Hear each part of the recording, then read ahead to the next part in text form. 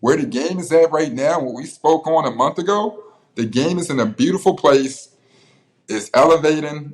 We got some of the top talent in the world, some of the top marketable people in the world, and it's just like, nah, sit back and appreciate it or turn your ears off. Stephen A. Smith been talking this shit 10 years before this, before y'all had a problem. True. And you know what I mean? And y'all talking about True. the Stephen A. Smith halftime show. Like, quite frankly, well, what do you want us to do?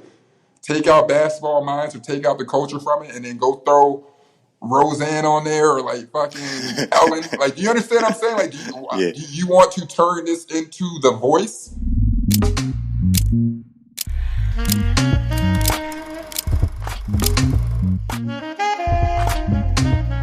What's up, everybody? Welcome back to yet another episode of Point Forward. I'm Andre Iguodala with my guy, Evan Turner. Make sure y'all follow Point Forward on all platforms at Point Forward. Support for Point Forward comes from Nissan. What does adventure mean to you? A far-out trip to somewhere brand new? Or maybe it's as simple as taking a different route home from work. However you define adventure, the 2024 Nissan Pathfinder is ready for it. Pathfinder is designed to conquer every road, every terrain, every adventure, so you can spend less time worrying about your car and more time worrying about where to explore next. Adventure better with the 2024 Nissan Pathfinder. Learn more at nissanusa.com. Point Forward. I've had a few folks hitting me up. I tend to disagree, but I understand some folks' gripes. Are they being too nitpicky? But this came up, and it was around, the NBA. I think two flagship moments folks are trying to, pick apart. But does the NBA have an issue with the lack of excitement around flagship moments like the NBA Finals and the NBA All-Star Game? Just kind of your thoughts, and I'm on the defensive of it, but I just wanted to hear what you thought about it. I feel like this past year in the All-Star Game, it was sold out. So many people tuned in. It was in a great state. And I felt like the conversation was just leaving people to wanting more of a competitive standpoint. Like, everybody was tuned in. That's been the same conversation or narrative. I don't think the NBA's at like the odds or whatever else, but it's like, no, sure, make it enticing for some of these dudes to play, I guess. I think when it comes down to the finals, I thought they did a pretty good job. I don't know what level. This is where I speak on with casuals. It's like, yes. When you have casuals, you can look at something. They don't know what they're looking at. They don't know how great it is. Yeah. So they might just look to the left or right, and whatever person they're talking to that's also a casual, like, yo, this sucks, and it forms a narrative. You understand what I'm saying? Mm-hmm. Like, when I'm sitting still for the NBA Finals, what do you want? You want a Super Bowl halftime show? Like, do you understand what I'm saying? Like, do you want to be entertained even more during like the timeouts? Are the best players in the world not good enough? Like, this is one of the best finals in a long time of like talent and matchups. So when we sit there, I don't think it's a problem. I just think you got, when anything else, given a microphone and Twitter, access to too many casuals. I said the other day, if you don't know who Arike is and you're upset that she is not on team, you're upset that Caitlin Clark's not on Team USA, you're not upset about Arike, then you're a casual. And I think what's occurring right now, that the sport is so popular, there's no such thing as bad publicity because people are talking about it repeatedly. Like, I'm talking about people didn't even give a damn about it. Back in the day, basketball is hard to relate to because everybody can run up and dunk. Now it's viewed as soccer where somebody ain't ran in years to be like, yo, did you see Kyrie last night? Or did you see this? Or did you like, everybody's talking about sports. So unless we want to make it more entertainment based, but as like a purist, like, no, I sure put some legends in, but like, no, I don't care about what Travis Scott thinks about the NBA or influencing or whatever else. No, I don't need to see, if we're comparing it, there was no hype around it. All right, G, like, we done passed the years of dating Rihanna, and some of our dudes, Mark Cuban already called out to get a Taylor Swift. Taylor Swift is fucking with Travis Kelce. Until then, the views in the sideshow probably won't be as big as it was in football. You understand what I'm saying? But like, where the game is at right now, what we spoke on a month ago, the game is in a beautiful place. It's elevating. We got some of the top talent in the world, some of the top marketable people in the world, and it's just like, nah, sit back and appreciate it or Turn your ears off. Stephen A. Smith been talking this shit 10 years before this, before y'all had a problem. True.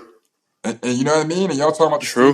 the Stephen A. Smith halftime show. Like, quite frankly, well, what do you want us to do? Take out basketball minds or take out the culture from it and then go throw Roseanne on there or like fucking Ellen? Like, do you understand what I'm saying? Like, Yeah. do you want to turn this into The Voice?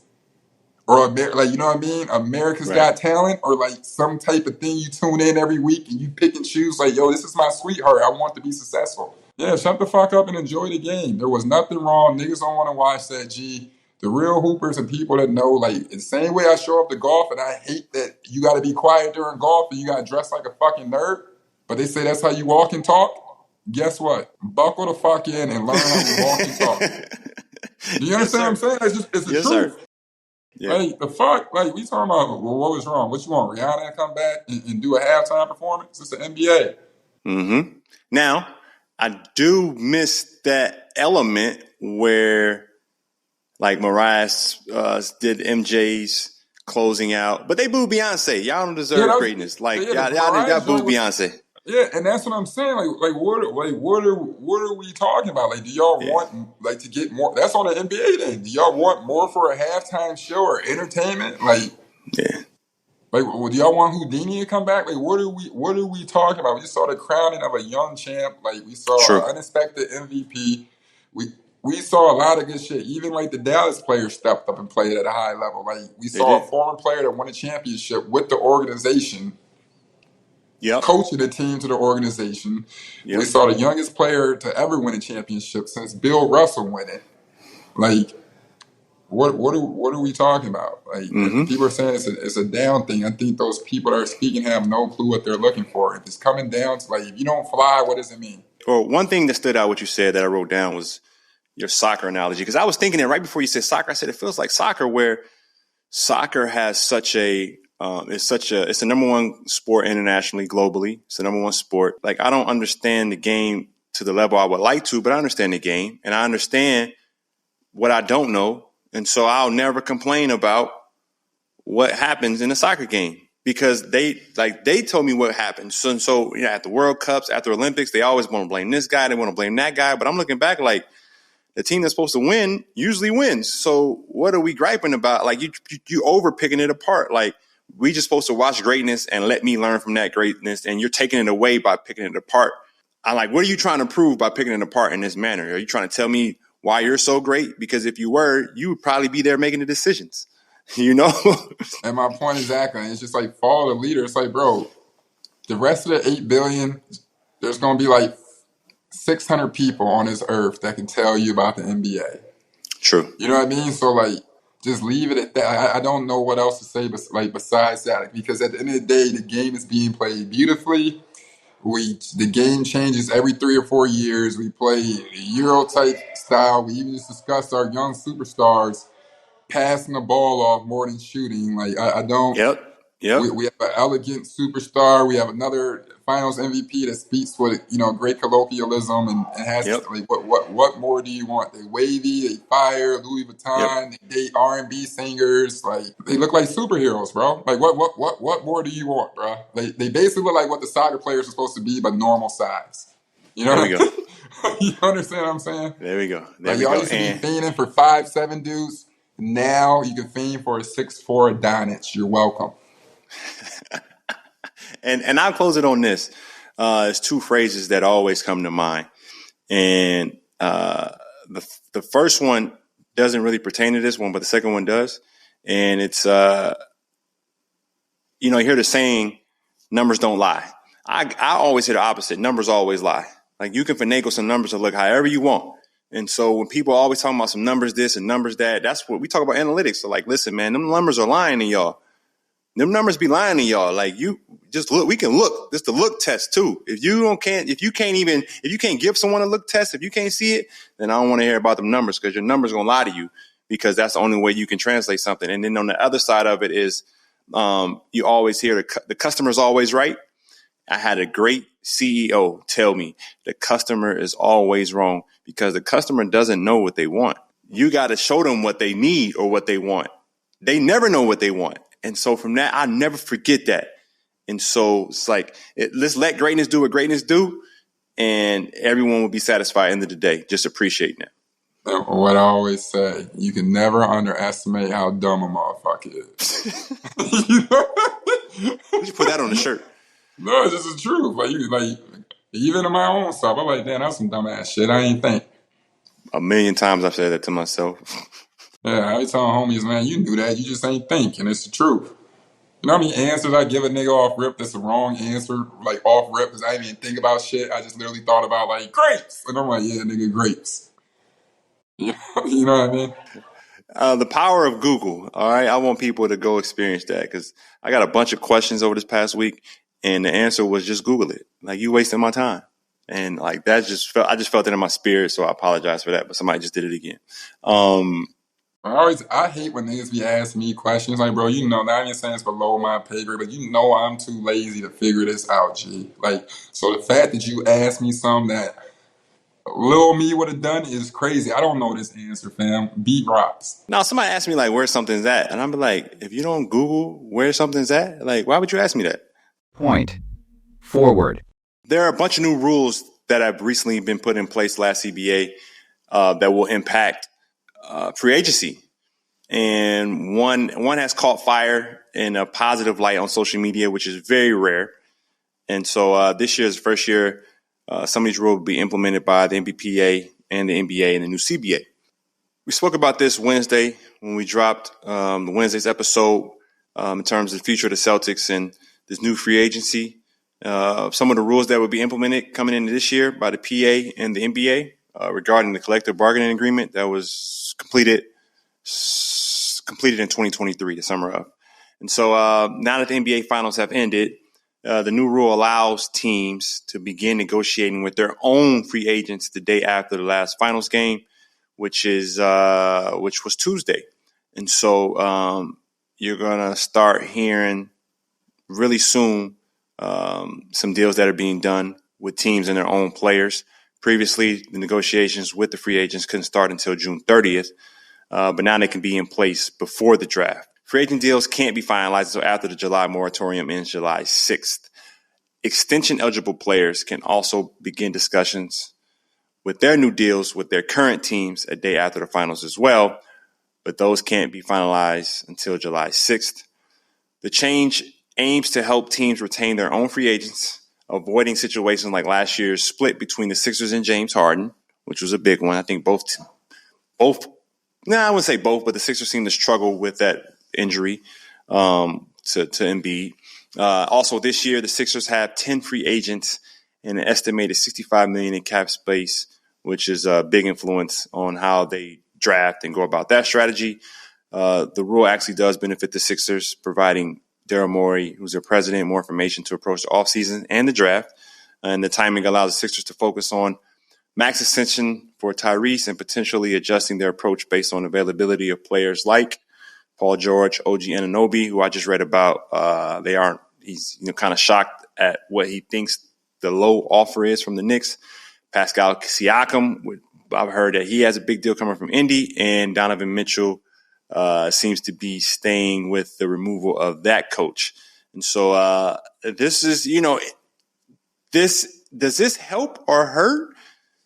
We talk about the marquee moments for the NBA we just discussed with the All-Star game and the finals, when, the world of media in general, or journalism, publication is, the gossip and just the rumor mills, and like the NBA free agency and the trade deadline are like, those for like the bigger moments too, right? It's some of my favorite times during the off season, because the past few years it's kind of been like some type of like soap opera in that sense, and during the off season. But one thing I think I like about the negotiation, because year in the past is, guys who really care about the team and care about like trying to win. It really gives you a game plan and try to set up and really, prep against some of these dynasties are going to be formed, or give yourself an opportunity to really win a championship. And sometimes if you're able to talk to a guy early and be like, yo, we say this or do that, we'll be able to bring this guy in. You know what I mean? Sometimes that's how, money or like an hour, a second too late could mess up a super team. You know what I mean? So I mean, I'm definitely into that. My only thing, and we use this with Kevin Herter, for example, is like if you're in that position as players, man, don't leave no chicken on the table. You know what I mean? Bingo. Hear And every I've been there. offer. Yeah, hear every offer. Don't let them. This ain't college where they trying to make you believe in like the alma mater. Like, no, there's a rich motherfucker sitting back there that can pay you. So make sure he pays you. You look at my man Kevin Herter. He signed for 50-something million in this day and age, and he's like, well, I understand it's still a lot of money, and it's like, no, I understand it's still a lot of money, but that's not for you to cut off. You just took $55 or $60 million cut for dudes you Yeah. don't know, for players you don't know, and you got traded. You just put yourself on a trading block, basically, for that. So I have a love-hate relationship with it. I just think as long as they pay the guys and it benefits the players, cool. We brought up the dude, Daryl Morey. He's one of the few people where you sit there a long periods of time. Like, you want the players to benefit from this, not a little bit longer time to finesse, guys that aren't always business savvy or to have a fucked up deal. You know what I mean? Yeah. Like, Yep. as much as we love certain front office people, you can leave and be like, yo, these dudes are liars and terrible individuals. And, you just saw one of the greatest scorer, arguably, in our game ever. Yeah. Left Philly really, really upset in how he was done by the front office. So, Yeah. and he didn't really have much leeway to really fight for that. So when I'm sitting there, whatever helps the players the most, I'm all for it because it's a players' league and shit, we still getting as much pie as we need. And what's James Harden's deal like now? Damn, James Harden is free agent this summer. I mean, he can do a deal with the Clippers have his bird rights. And so there's cap space for him. I think he'll be fine. Norman Powell getting to it. Well, yeah. And he ain't up. He make 18 this year, 19 next year, 20 next year. PJ Tucker got a player option. I understand that's tough for that team. Like when you sit still, even with the player, like what you gonna do with that team? Like them three dudes. Yeah, it's gonna be interesting. But the salary cap goes up, and then the year after that, it's going to be interesting to see what happens to salary caps because that's when the TV money comes in. There is a smoothing mechanism that's put in place to prevent what happened kind of last year where certain guys didn't participate in the new TV money coming in because it came all in at one time. And so that's going to be – we'll see how that comes into play and how teams set up for their future next 4 or 5 years too. So it's all going to be super interesting. I think the rules do help the players and it helps the teams too for that competitive balance. And then you touched on something that I really wanted to – I'm thinking about when you said it is this day and age, could there be a super team built? Like, is someone capable of building a super team? I'm talking about with players. Like, what players together would say super team? And Edwards. Ja Morant. Nope. No, you don't think they could call people and be like super team? I'm saying them two on the same team. Oh, them two on no, I don't want to see them two niggas on the same team. That's what I'm saying. Like, put a super team together that you was like, they can't lose. That actually works. You know what I'm saying? The team that just won yesterday. Yeah, but they built that thing. I feel like if you got it's interesting what you call a super team because I don't think the Boston's a super team because I do think there are some matchups that will cause them a lot of problems. And we talked about that. We said Minnesota, and I do think Denver. The only team that I thought could beat Denver was Minnesota. To be honest with you, you want to say a super team, which is why I'd be like so frustrated with Paul George. The Clippers had a super team. Agreed. And you understand what I'm saying? So but it's the reason why they not. And we knew that before they were assembled. So we never viewed them as that. And you spoke on that. Yeah, no, I know, but I'm just kind of sitting back and trying to figure out. I'm like, what else are you looking for? You know what I mean? Because I'm speaking in time, too, in terms of age. And so I'm thinking, like, Giannis could go with this person or this person go with that person. I'm like, nah, but they don't have much time left in their prime. Like, once they're getting older, and so they don't have time to be, like, super for a long period of time. I thought if they would have let Brian go to Golden State and let Brian run with, like, an ailing, like, Steph. Not like Brian go to Golden State, but if Brian could have got with Steph somehow. But Brown's 40 years old, so I'm not considering them a super team because they still gotta get everything out of themselves, every ounce to get there. They still got to get every ounce.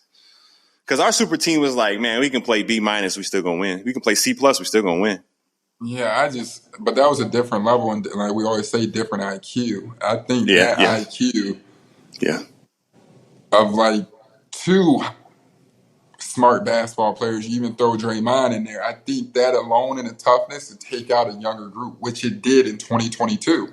Yeah, you're right about that. Yeah.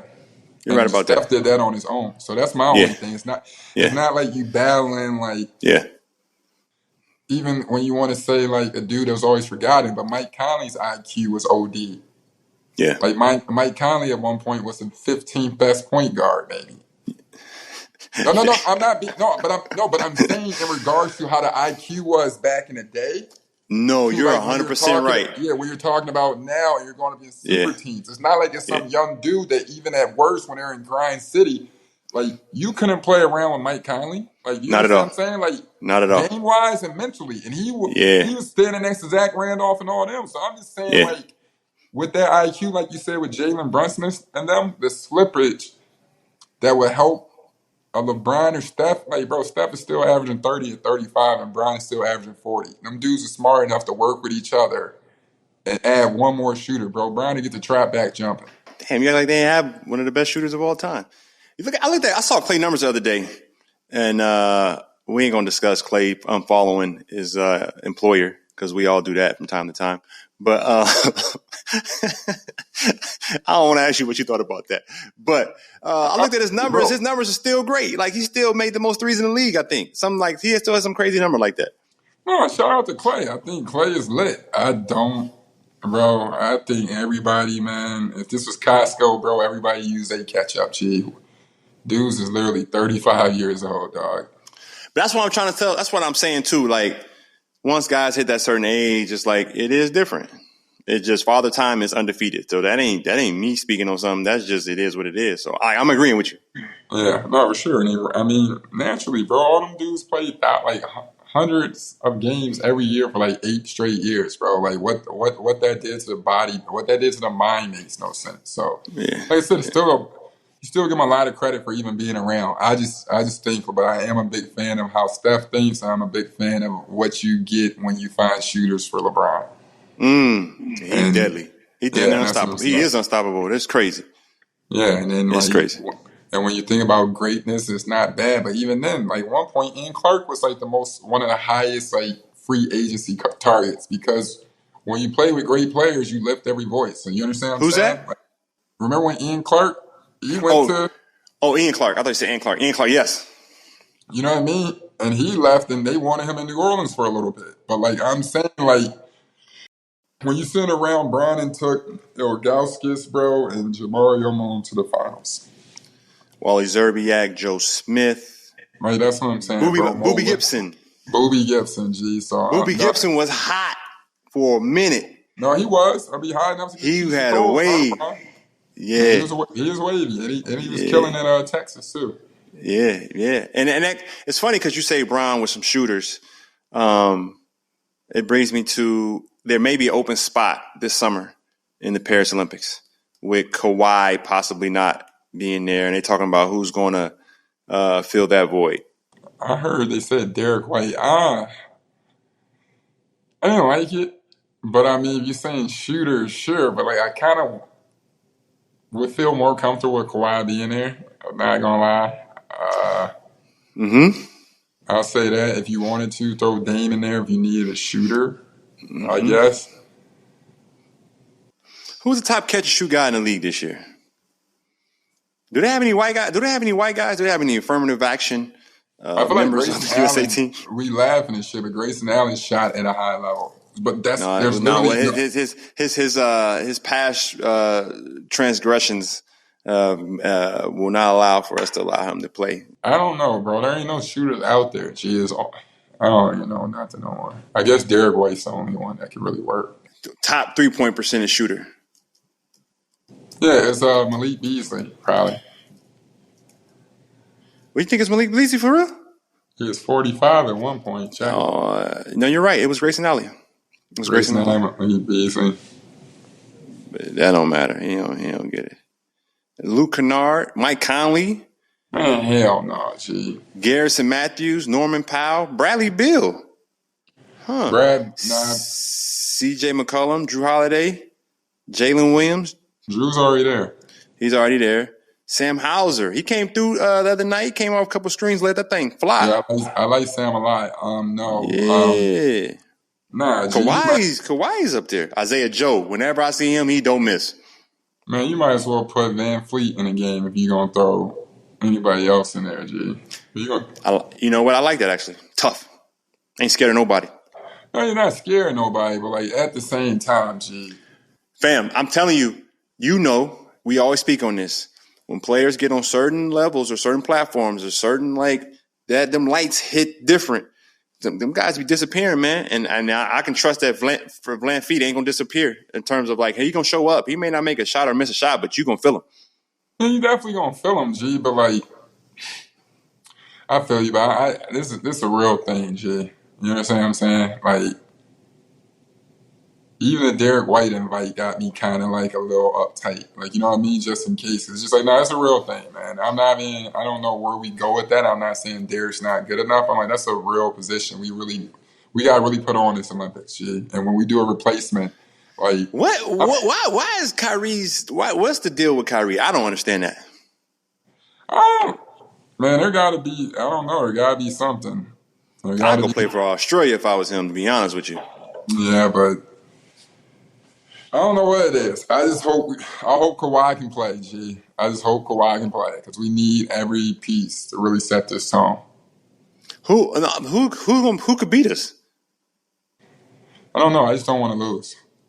Yeah, I don't want to lose either, man. Yeah, I want to win. Yeah, I want to win very, very badly, and I want USA to win very, very badly and just set a tone so we can call this shit. I'll take PG. Then if PG could get on the Olympic team and he can be there, I think it'll carry over to the season. No, I think it would be great for him too. I wouldn't be mad if he was on that team and he made it. I think, he does. I think he would do great in that environment for sure. And when you sit there, we always speak about Paul and his talent. I mean, he's a spot shooter. He's 6'9". He's wiry. I would much rather have. He can defend. Crazy. Well, Derek White can defend. He's an underrated defender. I didn't realize he was that good. He's definitely good, man. But but Paul George is a better player than him. So, the comparison of it is we got a guy, when you're bringing it up, sit there, he can catch and shoot. He would probably break records like Melo was. You know what I mean? Effortlessly, in the sense of that team could be so loaded and he might leave the games, a couple of games as a leading scorer because he shoots so effortlessly and he might be the ninth dude off the bench and did you imagine Paul George in garbage minutes versus a dude from Bulgaria?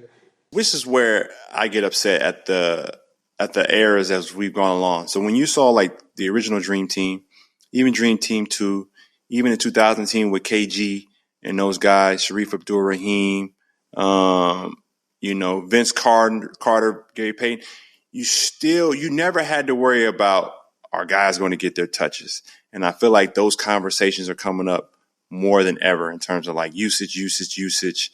And you got to balance the team out with role players. And it's that's a problem in itself for me. We should be able to take the top guys in each position from top to bottom, and you just figure it out. You should never have to say, all right, we need to bring this guy in because, like Melo said to me, we knew you wasn't going to be no issue with just doing your job. Yeah, but I think one thing you forget, it's a culture that was built too. You don't forget, you always spoke about it with Coach K and the culture he built. You know what I mean?